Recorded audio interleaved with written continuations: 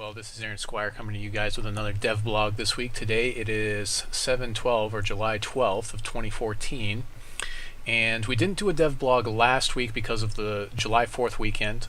However, I did work on a small, really quick project. Basically, I wanted to have word cards that my son could do. And I said to myself, well, that's not very much fun, so I basically designed this little maze that he would wander through, and then if he encounters the zombies, it's going to ask him which word said something, and then he has to answer correctly, and then the zombie will die. Also, it'll do the same action when he bumps into these different sparkles. Then once he's done with that, the sparkles will allow him to enter this door, and then he'll go into this area, and then when he exits the area, it'll take him back out here, and it'll just simply reset the stage. Definitely some groundwork for a game that could be somewhat of a low educational game that you could use for your kids type of thing. I'm not sure if I'm going to be posting this out in this current incarnation the way it is now, but just some quick ideas. So the thing that I spent the most time with doing this was getting all the sound files together, because these are all my voice doing sound files for this. So I basically use Ableton Live. I would come in here, and what you do is under the I forget what mode this is called. There's two different modes. Like typical DAWs have a mode like this. DAWs have a where it is you can simply take clips and you can drop them in and use them here. But there's also like this this other mode where you can basically take clips, drop them in here, and then you can switch between the clips. If you engage the track, obviously it's going to record me there. If you engage the track and then you hit this stop sign here with the red record sign on, then you can actually record yourself there. And that's pretty much how I did all of my tracks. And I just simply added multiple audio tracks on it. I had just basically a bunch of audio tracks. Once you record those tracks, it takes them and throws them into a folder under your Documents, Ableton Samples. It puts them in recorded, I believe. And these are the raw recorded files. Now, typically when you're recording audio, what I found was that you wanted to leave some space before you recorded what you were going to say, and then after, and then you would crop it down. And that information ends up in this processed section under crop. So everything I wanted was in this crop section.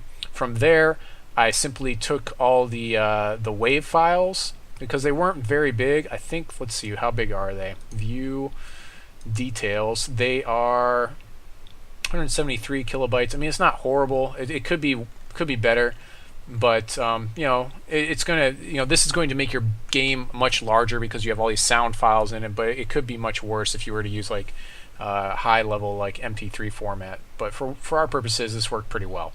So I had all my WAV files. Then I simply imported them all into RPG Maker using the resource manager. So come in here, make sure I was in I think I put them in SE. So just imported all of them at once, and then I would and then I basically started designing my what do you call it, script that would run. So what I did was I created a bunch of different scripts for each different card that could get pulled up. So and then each card itself could randomly do any of the different responses. So for each card, there's 4 different responses, and each response was tailored to the correct response. So like if it says let's say that it randomly chooses this audio 12, that's going to go to game. That's going to go to game, and then it's going to call a common event right word, which will do this one. Yep, and it gives them gold +1, which is really, I think I made it into dollars on this. This is basically to make the zombies fade out. I basically pulled that from my last game. With that knowledge, this one is basically when you bump into a zombie and you get the answer wrong, it runs away from you for a second. Again, pulled that from my last game.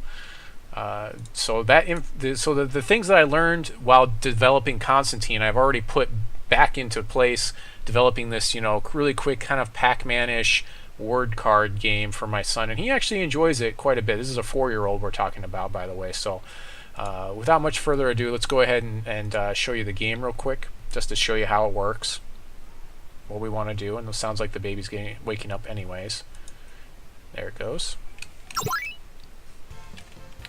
So hopefully you can hear me say stuff. Which word says bib? Bib. So it's asking me for bib, the word bib. So if I say bib, you'll say you get $1, and then he says your brains are too smart for me, and then he disappears. Now if I get it wrong, Arms down. arms down. So I need to pick arms down. I'm going to pick the wrong one. It says whoop. Try again. He runs away for a second. That's all we wanted to do. It does the same thing when I pick up sparkles, and then basically the door is locked. Bubble.